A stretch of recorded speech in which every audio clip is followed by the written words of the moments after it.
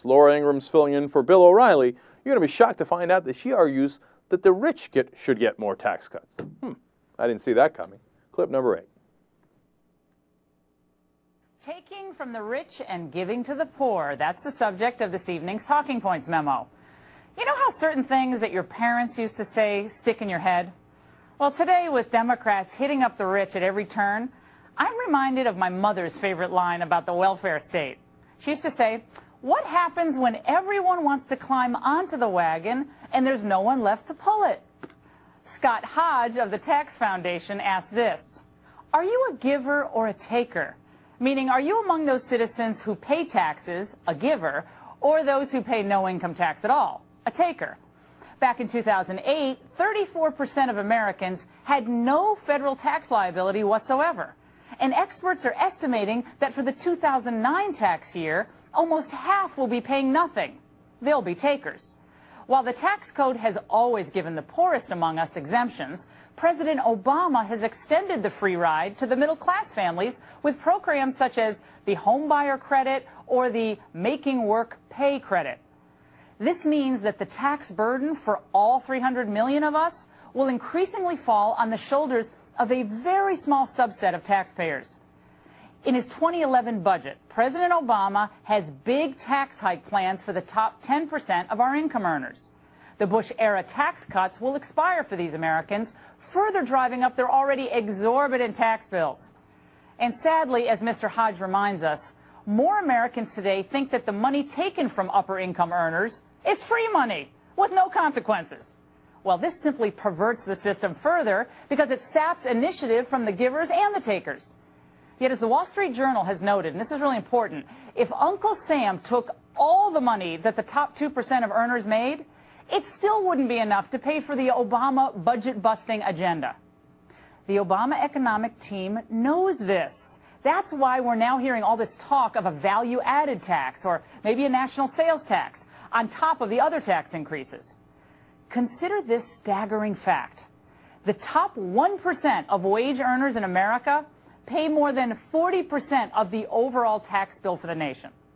And the left is still arguing that the system is not progressive enough?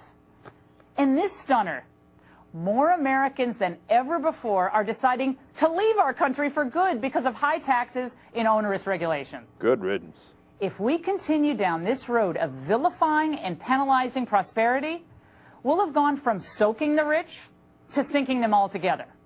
And then there will be no one left to pull the wagon. All right, so, well, at least we now know where Laura Ingraham gets her views, from her mom, who is apparently also a bitch. Oh, there's givers and takers. Look, all those welfare people trying to take our money. No, we keep on to it. We hold on to it. We're rich. We hold the money. Okay, we don't give it to them. Everything she said was grossly misleading.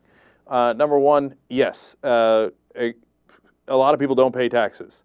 Some of them are poor. A lot of them are rich. We did a story for you last week, top 10 companies. A lot of them pay zero taxes. You know how much GE paid in taxes, even though they made billions of dollars, even though they're one of the top 10 companies in the country in terms of profits and revenue? $0. In fact, the government owes them $1.1 billion according to how it worked out. Funny how that worked out for them. ExxonMobil, how much? They made a grotesque amount of money. Great, fantastic, as long as you pay your taxes, right? I believe in America. How much did they pay to the United States government for taxes? $0. Look, the Republicans and conservative commentators and Fox News, as you say, they're protect the rich, protect the rich. Even if you took all their money, it still wouldn't cover it. How do I know? Wall Street Journal, owned by Rupert Murdoch, who also owns Fox News, told me. Okay? No, it doesn't. No, protect the rich, protect the rich. Democrats used to be the party that protected the poor. Now they protect the poor when they get a chance, but they also protect the rich because they also get money from them. Who protects the middle class? No one. Okay? And we wind up paying all the bills.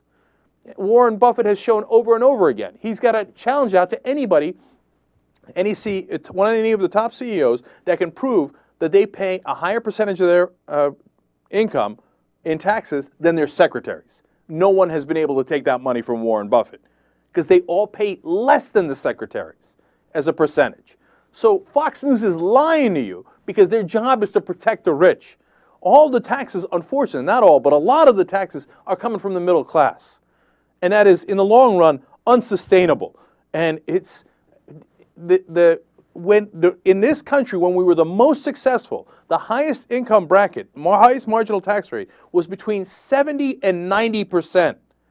So this idea that, oh no, the rich will leave if you don't treat them nicer is nonsense. They don't leave. What they do is they put their bank account in the Cayman Islands and avoid all taxes. Enough with those games and enough with Fox News and Laura Ingraham.